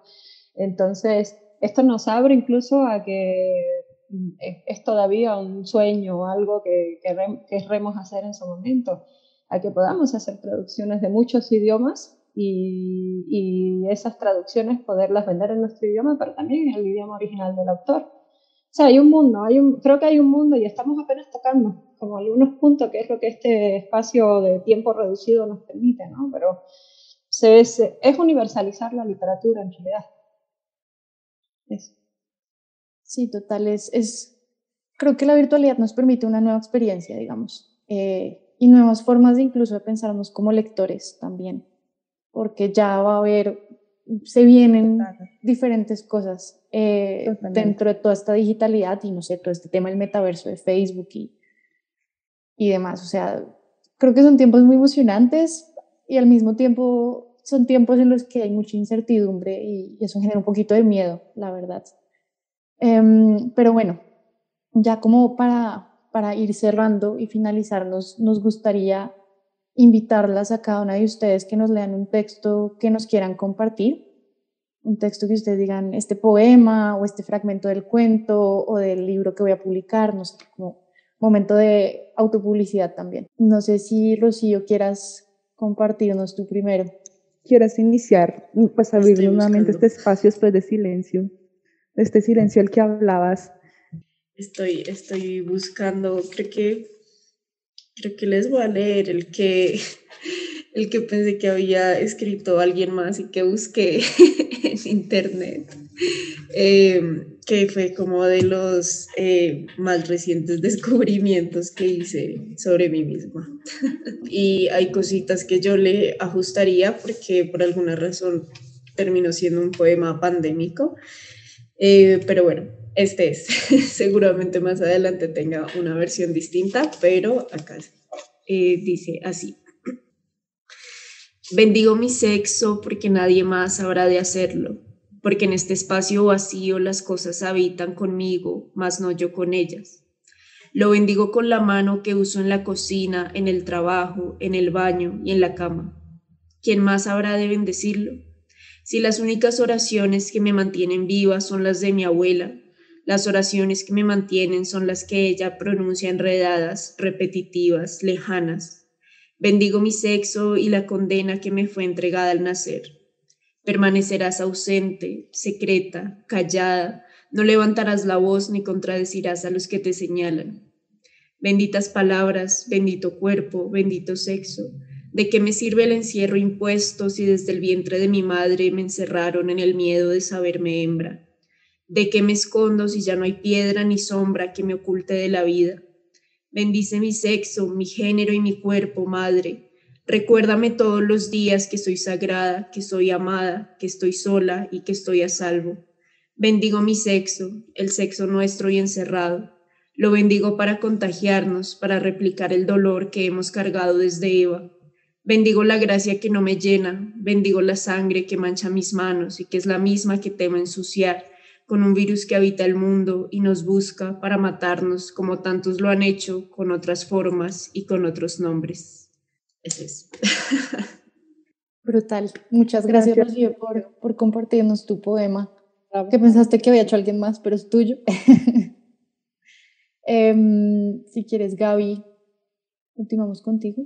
Bueno, ven que ya les dije que no pensé con mucho tiempo, entonces, bueno, les voy a leer algo que está publicado en A Cuatro Manos, que es esta revista de la que les hablaba, que en este momento estamos en todo un proceso de rediseño, pero que en realidad es un texto que le dedico a un escritor que he admirado muchísimo y con el que estoy trabajando ahora en el posgrado. O sea, mi tesis es sobre este escritor cubano, que Eliseo Alberto Diego, hijo de Eliseo Diego, un poeta muy conocido. Eliseo Alberto Diego, Lichi, es novelista, yo estoy trabajando con sus novelas en el posgrado, y sobre todo es un autor con el que he tenido una gran identificación porque venimos como de los mismos orígenes intelectuales de la cultura cubana, por su padre y por mi padre, aunque con 30 años de diferencia, para hacer la aclaración, Lichi no está vivo ya. Este año hubiera cumplido 70 años y este año cumplió 10 años de muerto. Entonces esto lo publiqué en septiembre, que era uno de estos dos aniversarios, que ahora no recuerdo exactamente cuál de ellos, y el año que viene, y bueno, tengo un libro de cuentos del circo dedicado a él, porque fue un gran escritor del circo, tiene una novela extraordinaria que se llama La eternidad por fin comienza un lunes, y esta antología de cuentos todavía inédita, se llama La maga del canal. Tengo un texto, un cuento chiquitito dedicado a él, se llama El hombre que lloraba. Entonces, nada, creo que para poderlo vincular también entre mi escritura y el mundo editorial, ¿no? Y bueno, porque creo que es un autor que cualquiera que lo descubra va a tener ese impacto de una lectura que tiene un antes y un después, ¿no? Dice, lloraba y lloraba, toda la tristeza del mundo se acumuló en sus ojos. Murió antes de haber muerto, de pena. Comenzó a chocar con las paredes y con las hojas de papel en las que aún intentaba escribir la historia que lo llevaría a la posteridad. Ansiaba la vida después de la muerte, aunque él no estuviera. Tropezaba las palabras, descomponía los sintagmas y estaba desgastado por el vicio de la nostalgia. Lloraba sin quererlo, y sin quererlo expresaba la hondura de una soledad que solo fue superada por la soledad del poeta, su padre. Tenía el don, pero le faltaría tiempo. Cocinaba para que lo quisieran, pero escribía para quererse él. Fabulaba las historias como quien cuece panecillos. Vivió todas las vidas del emigrante, murió en todas ellas. Se peleó con la muerte a muerte y perdió. Llorar lo hacía sentirse vulnerable y se negaba a la fragilidad. Era un apóstata de la ternura, pero la practicaba a escondidas, en silencio, en tinta negra. Jamás hubiera perdido la oportunidad de conquistar. El hombre que lloraba padeció un efisema pulmonar, aunque nunca fumó. Había comido demasiado, tal vez, y había bebido. Voló de un país a otro, desasosegado, buscando la cura. Se le pudrió un riñón, se le fermentó la culpa entre las manos. El día que lo fueron a trasplantar, mientras los tejidos de su cuerpo se iban sumiendo en el sopor de la anestesia, los miserables personajes de sus novelas comenzaron a saltar sobre la mesa camilla, miniaturas visibles, al parecer, solo para su creador. Fue el temido final que debió liberarlo del llanto. Lo lincharon, le echaron en cara las penurias de un siglo que el autor sufrió antes de crearlos, por su propia cuenta.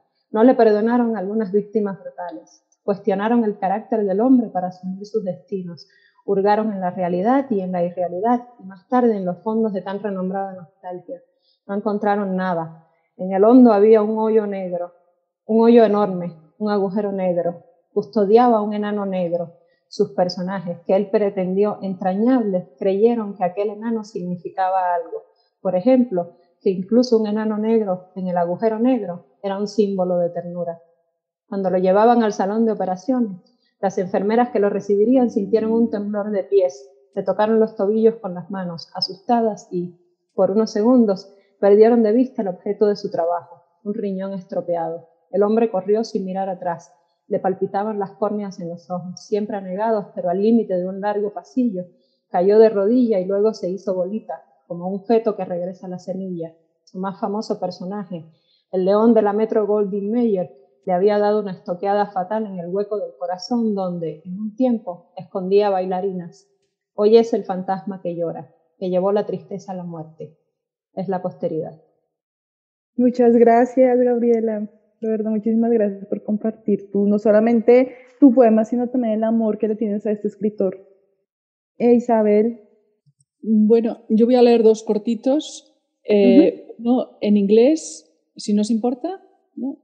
Este es de Dolorem Ipsum, que es el libro que publiqué el año pasado, dedicado a las víctimas de la pandemia y cómo nos ha afectado y de qué manera hemos reaccionado o no.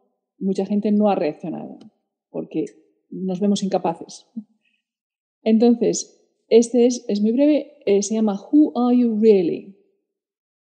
You are not the same person who woke up this morning. That much I can claim. I am not the same girl you once heard in your arms.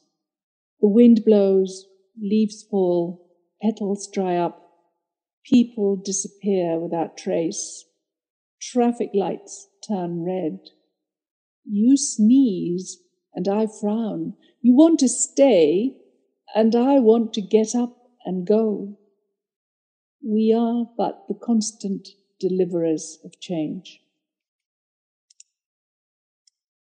Ese es en inglés y ahora voy a leer uno de un libro que se llama Punto de Fuga, dedicado a la ciudad de Nueva York, donde viví un tiempo muy breve.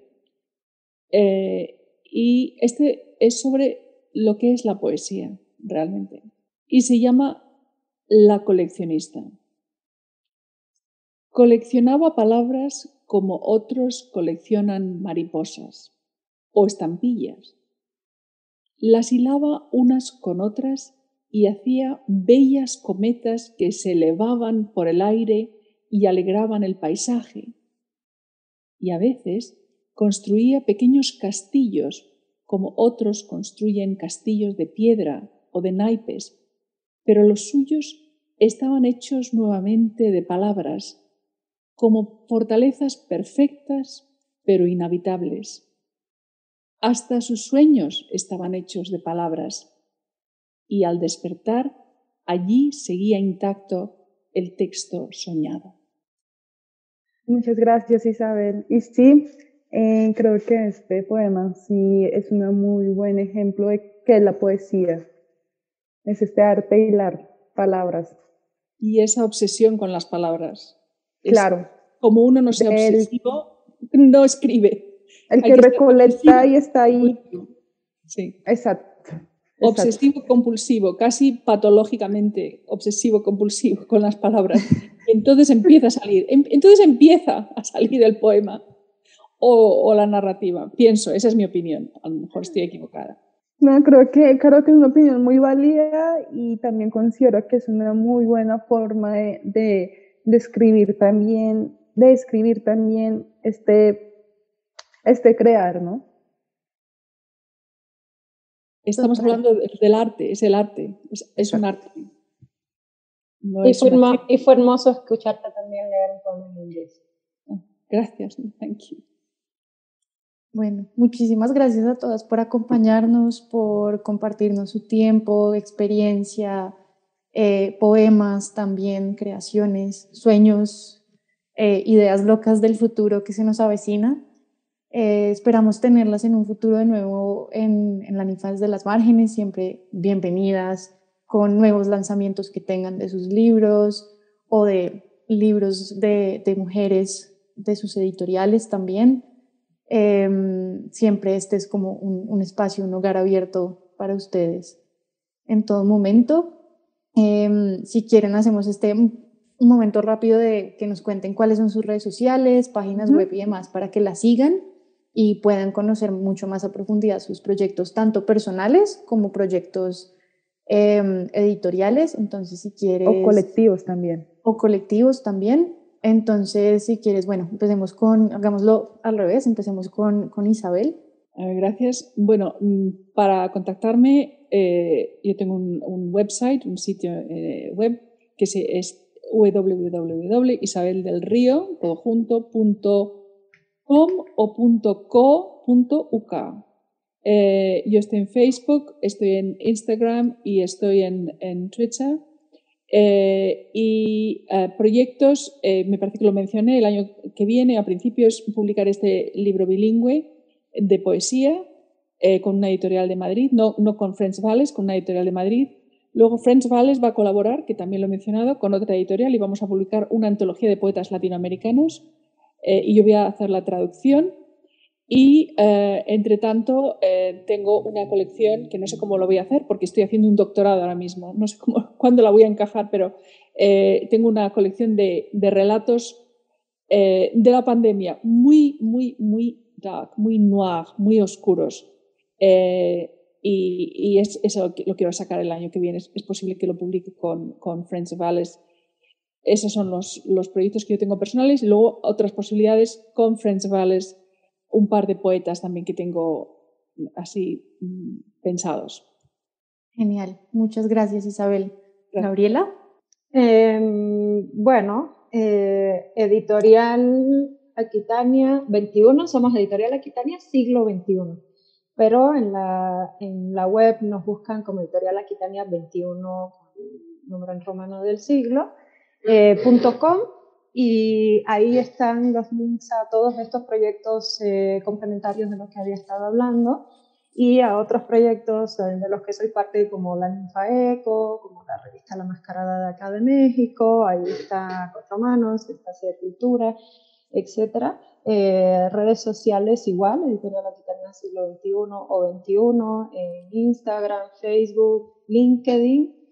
Y bueno, a mí personalmente tengo una página personal como escritora, gabrielaguerrarrey.com, y ahí pueden ver pues la obra que estoy trabajando. La verdad es que yo también ando, como dice Isabel, todos los días incrédula de la capacidad de poder hacer todo lo que estoy proponiéndome y soñando hacer para el siguiente año, pero eso mismo me pasó el pasado y hicimos mucho más incluso de lo que pensé que no. Entonces, bueno, el año que viene voy a sacar esta antología de cuentos. Este año publiqué Elena de todas partes. Nada, tengo como 4 libros inéditos. Entonces, ahora sí que el editor también que quiera apostar por los nuevos escritores. Y nada, estoy terminando esta maestría de literatura latinoamericana en el posgrado de la UNAM, haciendo un montón de cosas. Ahí en las redes también, pues nada, vamos anunciando un poco todo y estamos por anunciar la última publicación de este año, que es un libro de mi padre que murió este año, para leer debajo de un sicomoro. Es un libro que refleja el encuentro durante 10 años de él cuando era un poeta muy joven, apenas naciendo, con el ya muy consagrado José Lezama Lima en Cuba. Es un libro de referencia en Cuba y que en el resto del mundo prácticamente no se conocía. Entonces, bueno, este es un poco mi homenaje, el homenaje de la editorial en el año de su muerte. Y el año que viene abrimos con nuestro primer autor novel, un escritor mexicano, y tenemos mil proyectos. Entonces, pues ojalá que los que nos están escuchando se acerquen también a ver, ¿no? Y a saber. Buenísimo. Gracias, Gabriela. Y por último, Rocío, por favor. A Rocío se le descargó el computador. Ah, ok. Pero ya está cargándolo y volviendo a conectarse, pero pues por si acaso yo voy contándoles pues para que puedan conocer su editorial. Se llama Sincronía Casa Editorial, está pues así en las redes sociales, tanto en Instagram como en Facebook y si no estoy mal también en YouTube. Y ya va a entrar, regálame unos segundos. Y bueno, ya que ella nos termine de contar lo demás... Sí, me olvidé de decir, perdón, que tenemos un canal de YouTube y una columna en La Ninfa que se llama Las Historias de Aquitania. Y ahí estamos haciendo así como cosas muy novedosas también en el audiovisual, etcétera, ¿no? Con los autores. Sí, Isabel, ¿querías agregar algo? Quería decir, acabo de darme cuenta de que he dicho caligrafía, he dicho grafología en lugar de caligrafía. En el libro este de Rumi que publicamos hace un par de años. La otra cosa importante que se me ha olvidado comentar es el website, el sitio web de Friends Vales, de la editorial, que es www.friendsvales, amigos de Alicia, friendsvales todo junto.com, con toda la información de los libros que hemos publicado y de las fotografías de los autores, de los artistas, de los fotógrafos, de los calígrafos también. Gracias. Genial. Mientras Rocío logra conectarse, yo voy a hacer cuña publicitaria de la Ninfa Eco, quien nos acoge. Nos pueden encontrar en redes sociales como la Ninfa Eco __ OK. Estamos en YouTube, en Twitter, LinkedIn, Facebook y Instagram también, para que, bueno, y Telegram, o sea, estamos, y recientemente en academia también, para que aprovechen y conozcan todos los textos académicos de nuestros redactores, colaboradores y demás, para que podamos seguir expandiendo todo este mundo literario. Y ahora sí, Rocío, Oli, de vuelta. Hola. Cuéntanos dónde podemos encontrar a Sincronía. Sí, perdón por la desaparición repentina. Pues bueno, principalmente Sincronía se mueve en Instagram, esa es como la red más fuerte que tenemos, y salimos como Sincronía Casa Editorial. Y pues yo también me la paso en Instagram y mi usuario es la que tiene frío. Entonces ahí en ambas cuentas nos encuentran. Genial. Vanessa, ¿quieres compartir tus redes, por favor? Mi red es por Instagram, solo tengo Instagram y es la literaria Amaranta. ¿Y la tuya, Laura? Laura Jaramillo Art. Bueno, nada, muchísimas gracias a ustedes tres por acompañarnos, por este espacio. Esperamos de nuevo, como ya les habíamos dicho, contar con ustedes en el futuro, en próximos episodios. Y nada, las esperamos y les deseamos también un buen día y bueno, tarde para Isabel, que ya está en la tarde. Casi las Muchísimas 3. gracias por haber participado de este programa que hemos creado con mucho amor para todas, todos y todes, y que está en su casa. Muchas gracias, chicas. La verdad es un gusto estar aquí y bueno, creo que fue un encuentro muy interesante, ¿no? Para todas y para mí particularmente ver cómo están trabajando en otros países y cómo los demás están enfrentando los mismos retos que uno se enfrenta todos los días y que no siempre tiene claro cómo los va a asumir y a canalizar. Y nada, encantadísima siempre de estar con ustedes. Muchas gracias. Muchísimas gracias a las dos, a Laura y a Vanessa, y a Gaby, por supuesto, y a Rocío. Efectivamente, ha sido un encuentro súper interesante y enriquecedor a todos los niveles. Muchísimas gracias por invitarme y por invitarnos, y que haya muchos encuentros de este tipo. Esto es lo que necesitamos para que la literatura siga avanzando. Gracias. Sí, muchas gracias por este espacio, por la invitación, y sin duda alguna disfruté mucho este encuentro con Gabriela y con Isabel y la conversación. Después de haber escuchado a estas distintas mujeres de diferentes partes del mundo con sus propias experiencias en este ejercicio de la edición, y no solamente de la edición, sino también como escritoras con quienes conversamos de diferentes temas, sí quedó un punto haciéndome mucho ruido, y es que con el tiempo siento que no solamente el ejercicio de la edición va a suponer un reto muy grande con la virtualidad, con esta digitalización y con este metaverso que se nos viene en camino. y que no solamente va a ser un reto a nivel de los diferentes oficios que conforman esta cadena de personas que hay detrás de un libro, sino también nos lleva a pensarnos en estas distopías que tanto han hablado escritores, escritoras a lo largo de muchos años de cómo será este futuro donde la digitalización, la virtualidad, en sí la tecnología estará por encima del humano, también supondrá el fin, muy dramáticamente aquí diciéndolo, el fin del libro y de las formas en que leemos.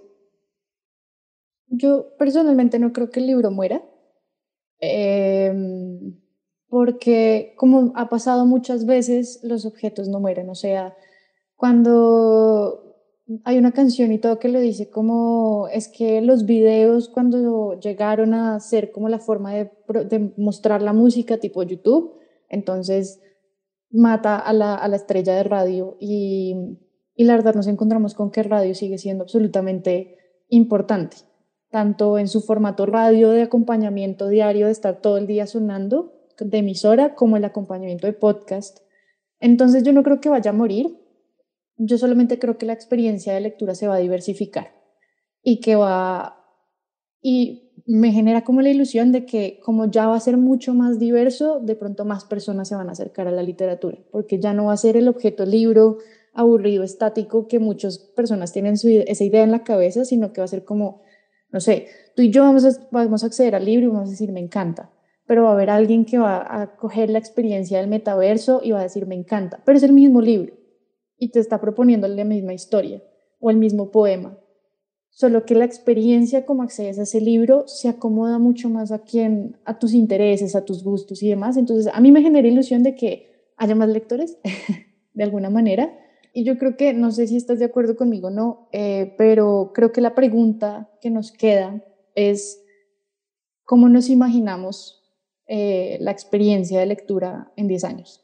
Eso es una gran pregunta, pero antes de imaginarnos y pensarnos cómo va a ser la lectura o la vivencia de la lectura, porque también siento que con estos metaversos ya no es solamente un libro digital que tú estás con el iPad o con el Kindle o con cualquier dispositivo, sino que también supongo que con todas estas nuevas directrices de lo que tienen con el metaverso, mucha propaganda Facebook, así que deberían pagarnos por su propaganda que le estamos aquí promocionando, puede también llevarnos a otras formas virtuales de realidades de lectura. Sí, pero o sea, ahí se diversifica exactamente, esas esa experiencia. Y por eso exactamente. mismo es lo que te decía, como de cómo va a ser en 10 años esa experiencia de lectura, cómo va a 10 años, diversificarse, sí. cómo va a cambiar, cómo nos la imaginamos. Pero sí hay algo acá que sí que sí hay dos puntos que me dejan haciendo mucho ruido y es, yo no creo que sea el fin del libro en el término dramático como lo dije anteriormente, sino más bien que el libro en sí mismo o sea, sí existirá existiendo en su forma, que puede que se reduzca su producción o más bien que creo que ya termine siendo como o que termine siendo como esta obra de arte, o sea que si bien lo es, pero ya sea como esta obra de arte entendido en términos de cuando tú vas a un museo y ves una obra de arte. Así es como lo veo yo, porque claramente la digitalización del libro, el acceso que permite la virtualidad y la tecnología hacia la lectura es muy grande, es muy grande y que posiblemente en 100 años esto sea un universo completamente diferente al que tú y yo claramente crecimos y el que claramente no vamos a ver porque ajá de la vida. Pero también me lleva muchísimo a pensar y es que si nada más con la lectura, con los libros análogos, existe un abismo muy grande de democratización, imagínate lo que sería también un libro digital. O sea, no todas las personas en el mundo tienen acceso a Internet, pues, si ni siquiera tienen acceso a agua potable, mucho menos van a tener acceso a un libro, ni análogo ni digital. Pues eso también implica pensarse estrategias, no solamente conectividad, sino también estrategias de cómo le llegamos a un público más amplio. Porque ¿quiénes son los públicos que realmente están pasando del análogo a lo digital? pues es el público que ha leído, que lee, es el público que se acerca a un libro, que le gusta leer, que también queda por fuera un público muy grande que por diferentes intersecciones no tienen la posibilidad o no desean, no se les ha inculcado, yo que voy a saber múltiples razones, no han tenido acceso a un libro ni mucho menos a una biblioteca. Entonces, que si bien es cierto, la virtualidad y la tecnología nos permite acortar un montón de cuestiones que hablamos en el podcast, también es una brecha muy, muy grande, que es tiempo de ir pensando en cómo acotarla y que también permita no solamente democratizar, sino llegar a un montón de personas y que esas personas tengan la posibilidad de justamente pensarse, no solamente ya pensarse, sino vivir estas posibles formas de vivencia que nos va a permitir el metaverso. Sí, total. El metaverso va a cambiar muchas cosas, va a invitarnos a muchas cosas y pues por este motivo nos gustaría dejarles con la pregunta para que nos comenten en redes sociales o incluso para que se lleven ustedes y la puedan pensar después de que hayan escuchado este episodio y es ¿cómo creen ustedes que la experiencia de lectura va a cambiar en unos 10 años? ¿Qué opciones vamos a tener? ¿Cómo se va a diversificar? ¿O si va a permanecer igual? No sé. Cuéntenos y de nuevo muchísimas gracias por acompañarnos. Los esperamos en un próximo episodio de La Ninfa desde las Márgenes. Tiki,